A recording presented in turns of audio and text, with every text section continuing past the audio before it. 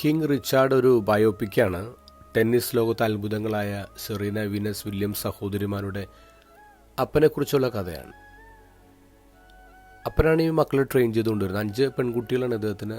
അവസാനത്തെ 2 മക്കളാണ് Venus, Serena Williams. ഇപ്പോൾ 12ാമത്തെ വയസ്സിൽ വീനസ് ഇങ്ങനെ ജൂനിയർ ടൂർണമെൻറ്റുകളിൽ സമ്മാനം മേടിക്കുന്ന സമയമാണ്. എല്ലായിടത്തും പോയാലും ഇവള് ജയിച്ചാൽ വരും. അപ്പോൾ ഇവർ ഒരുമിച്ചാണ്, കുടുംബം ഒരുമിച്ച് പോകും, ഒരുമിച്ച് തിരിച്ചു വരും. ഒരു ദിവസം ഒരു ടൂർണമെൻറ്റിൽ ജയിച്ച് കപ്പൊക്കെ ഇട്ട് ഇവരുടെ വാനിൽ ഇങ്ങനെ പോരുമ്പോൾ അപ്പനാ കാർ ഓടിക്കുന്നത്. ഇദ്ദേഹത്തിൻ്റെ ഭാര്യയും മക്കളും പുറകിലിരിപ്പുണ്ട്. ഇവർ സംസാരിക്കുന്ന അന്നത്തെ കളിയെക്കുറിച്ചാണ്. എന്നിട്ട് ആ തോറ്റുപോയ കുട്ടിയെ കുറ്റപ്പെടുത്തിക്കൊണ്ടിരിക്കുക. അവളെ കണ്ടു കഴിഞ്ഞ് ഒരുപാട് പ്രായം തോന്നിക്കും, അവളുടെ കളി ശരിയല്ല എന്നൊക്കെ പറഞ്ഞ് ഇങ്ങനെ കുറ്റപ്പെടുത്തിക്കൊണ്ടിരിക്കുക. അപ്പോൾ അപ്പം പറഞ്ഞു, നമുക്ക് വേറെ എന്തെങ്കിലും സംസാരിക്കാം, ടെന്നീസ് സംസാരിക്കേണ്ട. പക്ഷേ കുട്ടികൾ വീണ്ടും കുറ്റപ്പെടുത്തിക്കൊണ്ടിരിക്കുക. അപ്പോൾ അപ്പം മുന്നറിയിപ്പ് കൊടുക്കും, വേണ്ട നിർത്താം. പക്ഷെ കുട്ടികൾ വിട്ടില്ല.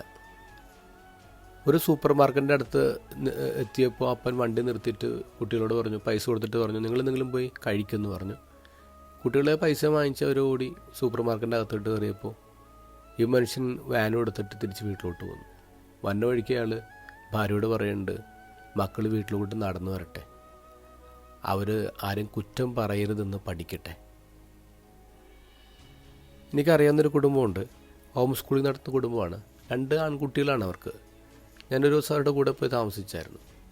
ഭക്ഷണം കഴിഞ്ഞപ്പോൾ അവർ ഒരുമിച്ചിരുന്ന് വർത്തമാനം പറയുന്നൊരു രീതിയുണ്ട്. വർത്തമാനം പറയുമ്പോൾ അവർ സംസാരിക്കുന്നത് ഏതെങ്കിലും ഒരു വ്യക്തിയെക്കുറിച്ചല്ല.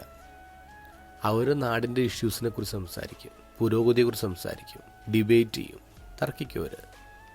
പക്ഷേ ഒരു മനുഷ്യനെടുത്ത് അവർ കൊല്ലാറില്ല. They talk about ideas, views. എത്ര മനോഹരമാണല്ലേ. ഇന്നത്തെ ഗോസ്പലിൽ ഈശോ പറയുന്നു, നിങ്ങൾ കരുണയുള്ളവരായിരിക്കും, വിധിക്കാനും കുറ്റം പറയാനൊന്നും പോകണ്ട, കരുണയുടെ കൈ പിടിച്ച് നടക്കാം.